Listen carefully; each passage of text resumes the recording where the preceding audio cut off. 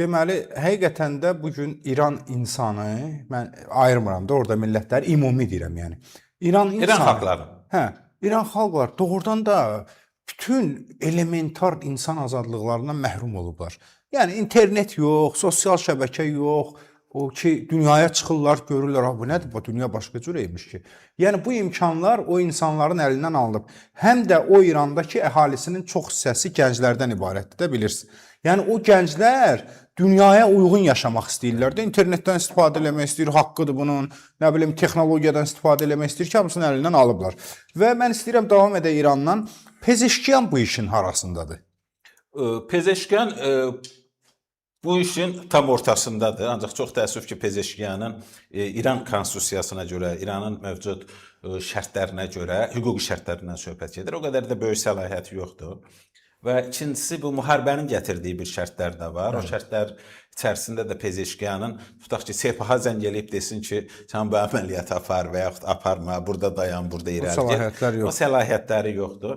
Pezeşkiyan hal-hazırda daha çox populyar bir fiqurdur. İndi biz onun müsbət tərəflərində, mənfi tərəflərini də müzakirə eləyək, amma bir haşiyə çıxıb sizin sözünüzə mən bir qüvvət vermək istəyirəm. İrandan, Güney Azərbaycandan da, Güney Azərbaycan coğrafiyasından kənardakı İran ərazilərindən də bizə qonaqlar gəlir. Xüsusən də həmişə Novruz bayramında gəlib, yəni kütləvi bir axın olur. Türkiyədə biz çox rastlaşırıq, İstanbula gedəndə, Ankara'ya gedəndə. Bəzən Avropada rastımıza kimlərsə çıxır. Orada siz fikir verirsinizsə, o sərhədi keçən kimi çadıra gedir işinin dalınca. Kişilər daha fərqli bir belə deyək geyim tərzi seçirlər. Bütün bunlar nəyin göstəricisidir? Oradakı o həyat orientasiyası var ha. Söhbət heç siyasi orientasiyalardan getmir. Fəlsəfi orientasiyalar, həyat tərzi, insanların həyat tərzi sıxılır. Və bura gələndə o artıq özünü bir azad cəmiyyətdə hiss eləyir. Və bu nəyi göstərir bizə?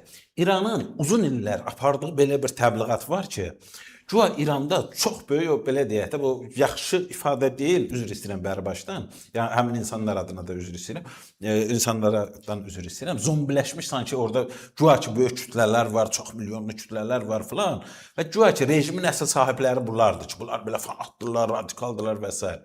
Və mən bunun belə olmadığını dəfələrlə demişəm və indi də elə sizin sözünün qüvvəti olaraq bir daha yada salmaq istəyirəm. Vaxtilə biz imperiya dağılmasını öz gözlərimizlə görmüş insanlarıq, cəmiyyətik.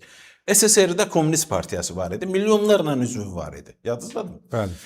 Komsomol təşkilatı vardı, Pioner təşkilatı var idi və bu komünisti, komsomol pioneri İranda da öz dini rejimlərinə, xüsusiyyətlərinə uyğun olaraq əvəzləyən hansısa qurumlar var. Amma mahiyyətcə eynidir. İnsanları rejimin ətrafında səfərbər eləmək. Sovet İttifaqı dağılandan sonra Azərbaycanda 3-5 nəfər o konjunktur Komünist Partiyası yaratmaq dışında komünist olmadı. Bəli. Yerli dibli olmadı. Heç kim qabağına komünist çıxmır bir dəqiqə. Biri durub desin ki, mən belə deyək də o həqiqi komünistəm, düzdürmü? Bəli. Eyni şey İranda da keçərlidir.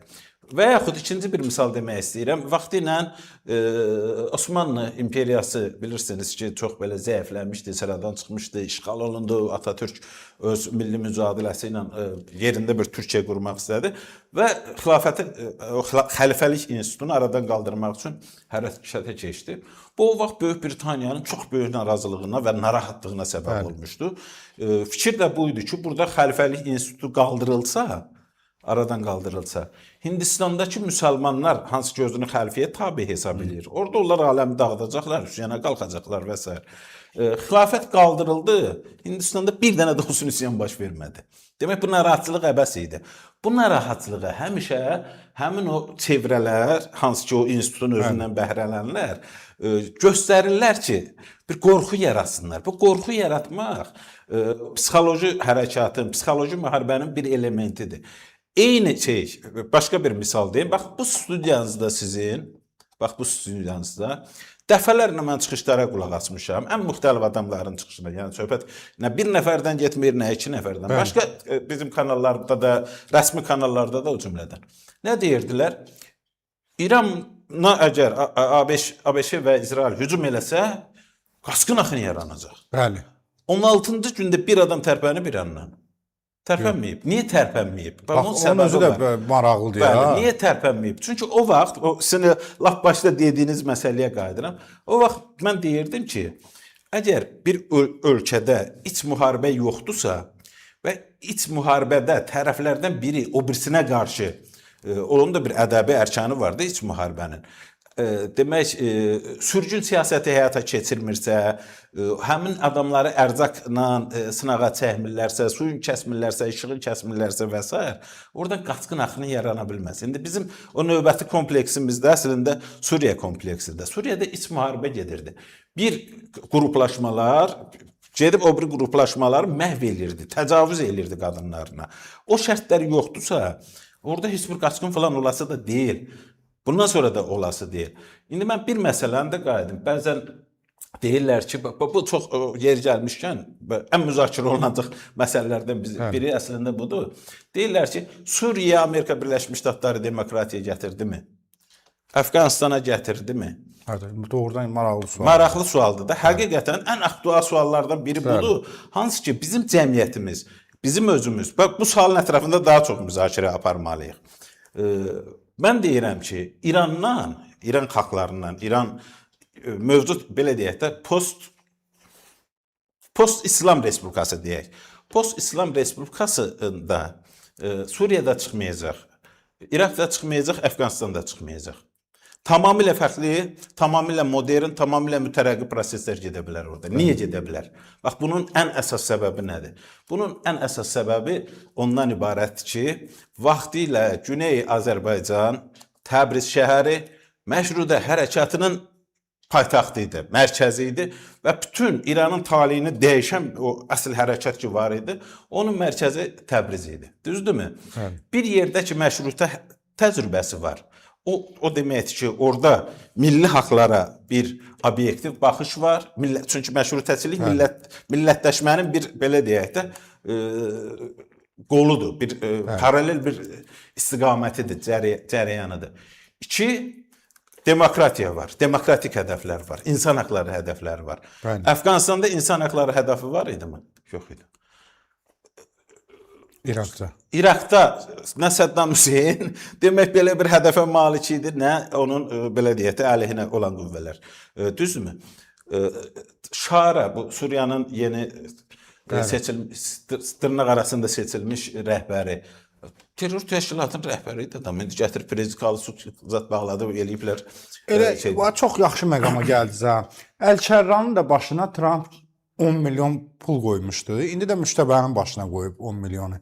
Amma sonra Əl-Şaro ilə əl görüşdü, onun prezidentliyini qəbul etdi.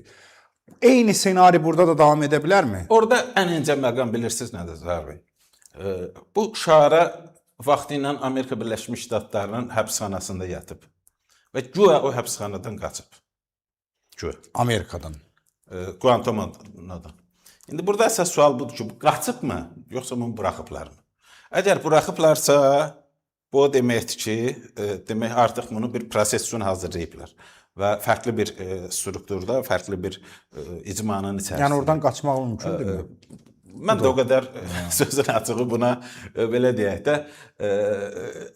ehtimal vermirəm. Ancaq başqa bir şey demək istəyirəm ki, bütün hallarda dövlətlərin xarici siyasəti, xüsusən də ortada çox böyük maddi və siyasi maraqları olan bölgələrdə həddən artıq çox qatlı olur. Ancaq mən sırf xəmliyi ilə bağlı o qədər nikbin proqnozda deyiləm. O ümumiyyətlə artıq Rusiya xilas eləyib belə görsənir, amma onun İrandakı siyasi perspektivi ilə bağlı biraz həddən artıq mənim tərəddüdlərim var. O da təkcə onunla bağlı deyil, bütövlükdə rejimlə bağlıdır. İndi siz təsəvvür edin, Hürmüz boğazını nəzarətə keçirsə, Amerika Birləşmiş Ştatları İranın əlindəki ən böyük kart alınır, düzdür? Hark adasında da 90% xam neft orada emal olunur.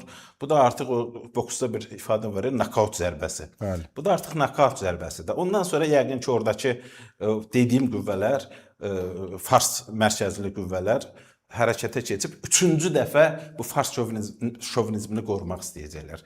Birinci dəfə bunun əsasını qoydu və genişləndirdi Pəhləvi rejimi. İkinci dəfə o şovinist hissəsini saxlayıb bir dənə qabıq dəyişdirib demək teokratik rejim qurdular.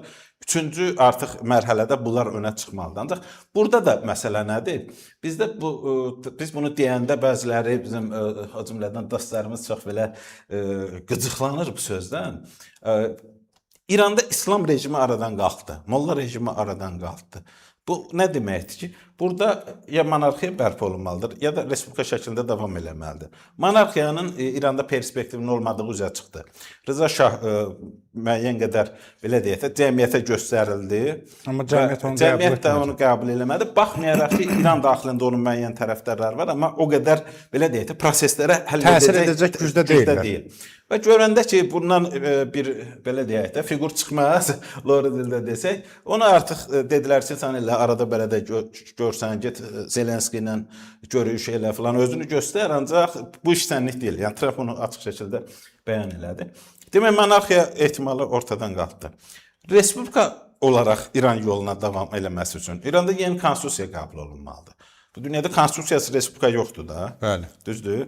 Bu konstitusiya qəbul olunan, artıq o gündəmə gələndə, həmin rejim bu məsələni gündəmə gətirəndə, oradakı xalqlar öz müqəddəratını təyin etmək hüququ çərçivəsində hərəkət eləməlidirlər. İndi bizdə bir dənə də kompleks var, yer gəlmişkən bunu deyim. Bizdə bu ermənilər Dağlıq Qarabağda bu kartdan istifadə eləmək istəyirdilər və onu səhv yozurdular. Onların elə bir hüququ yoxdur. Onlar etnik azlıqdır. Etnik azlıq olduğuna görə onlar bu Azərbaycan xalqının tərkib hissəsində öz müqəddəratını həll etmiş sayılırdı. Onlar da son nəticədə bizi bəyənmədilər, çıxıb getdilər könüllü şəkildə, o başqa məsələ.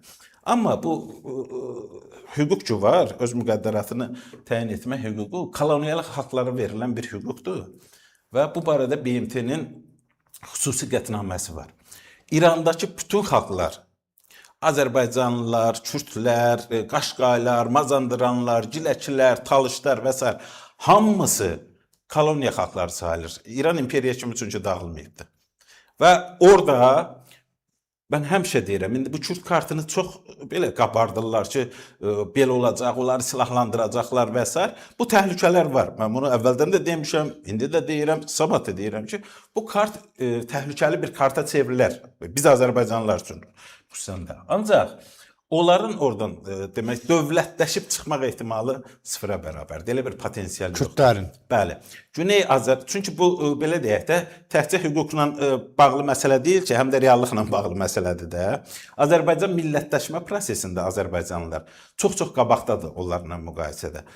Orada aşirə sistemi davam eləyir.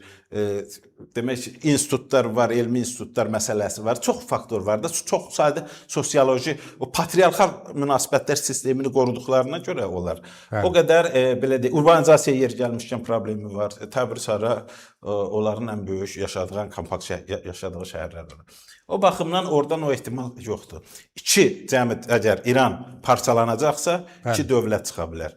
Bir, farsların dövləti, bir, bizimkilərin, Azərbaycanlıların dövləti. Və digər oradakı xalqlarda ya bizlə olacaqlar, ya farslarla olacaqlar. İndi baxır, harda belə deyək də, nə qədər.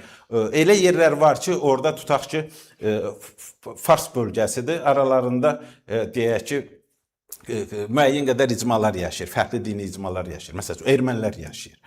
Bu lokasiyadan asılı olaraq ermənilər faktiki olaraq onlarla qalacaq. Elə yerlər var ki, məsəl üçün Azərbaycanlıların, biz Azərbaycanlıların, oradakı Azərbaycanlıların içərisində deyək ki, İran dilli qruplar yaşayır. Onda da nə edəcəklər?